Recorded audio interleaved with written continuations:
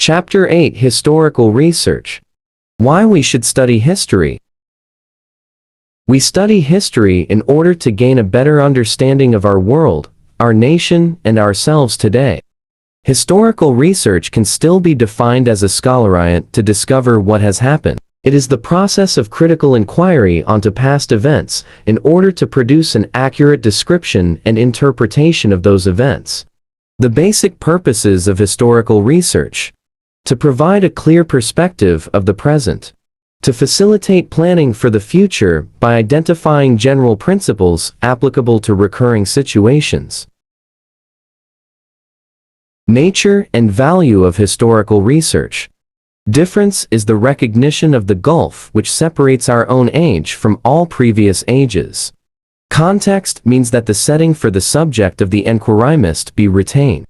Process is the relationship between events over time, which makes the events more relevant. Basic characteristics of historical research: rich descriptive narrative, mostly qualitative data presented. Broad research questions are frequently used rather than narrowly defined hypotheses. Two dimensions of history: historical time, or the chronology which takes into account the spacing of events and patterns. Historical space, or where events occurred.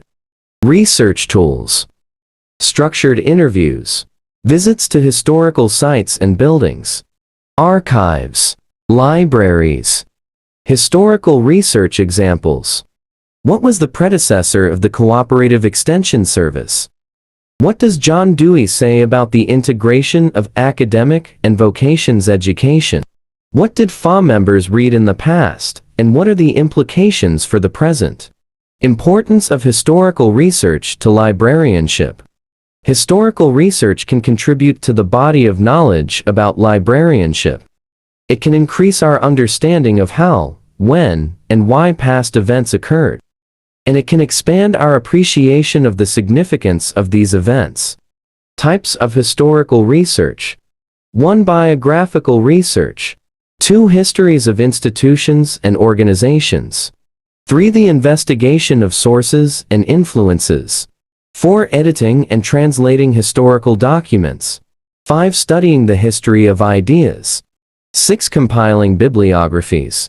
Chronology can be defined as simply the describing of events in the order of their occurrence. Sources of historical information. 1. Official records, such as laws, deeds, annual reports of organizations, charters, and so on. 2. Newspapers and other periodicals.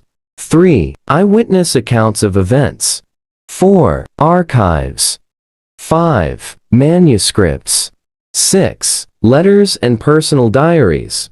7. Biographies, autobiographies, and memoirs. 8. Historical studies.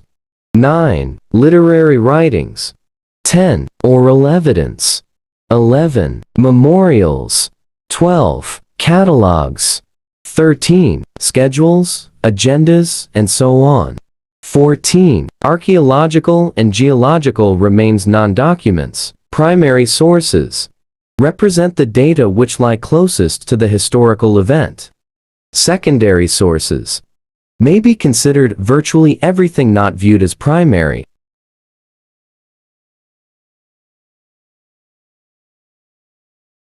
Evaluation of historical sources. External criticism, or the gathering of external evidence, is done to determine if a source in fact provides authentic primary data. Internal criticism is applied to check the credibility of the document, whether the contents given in it are believable or not. Basic steps of historical research. 1. Identification of a problem of historical significance. 2. Collection of background information. 3. Formulation of a hypothesis when possible. 4. Gathering of evidence or data.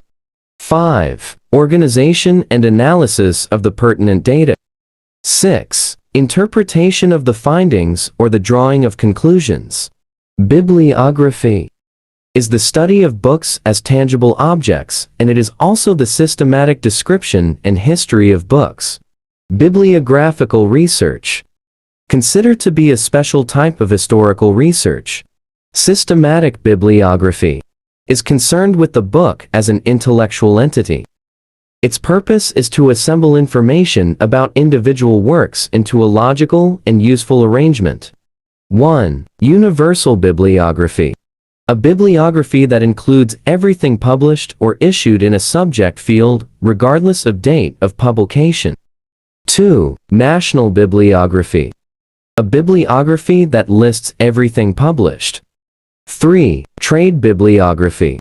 A bibliography compiled primarily to aid the book trade by supplying information as to what books are in print or for sale, when, where, and by whom they were published, and their price. 4. Subject bibliography. A bibliography that lists materials relating to a specific topic. Descriptive bibliography is concerned with the book as a physical entity or material object. Its function is to describe the ideal copy or primary document and its variants. 1. Analytical bibliography, which is concerned with the physical description of the book in order to determine the details of the physical process of its manufacturing. 2. Textual bibliography, which focuses on certain textual variations between a manuscript and the printed book, or among various editions. It is more concerned with the author's words than with the physical aspects of the book. 3. Historical bibliography, which deals with the identification of original editions and the placing and dating of individual books. The hypothesis in historical research. The use of a hypothesis in historical research helps to increase the objectivity of the study and minimize researcher bias. Collecting the data. The data collection technique for historical research, or at least for documentary research, basically involves putting together in a logical fashion the evidence derived from documents or records. Problems in historical research. 1. Deciding how much data are enough.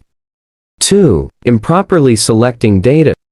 3. Relying too heavily on secondary sources of information. 4. Investigating an overly broad problem. 5. Failing to evaluate adequately the historical data and their sources. 6. Failing to interpret the data.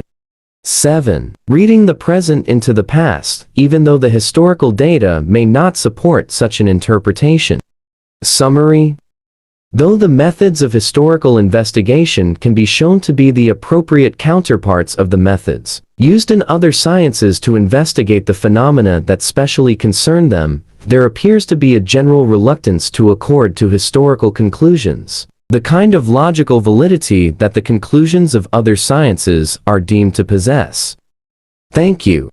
God bless.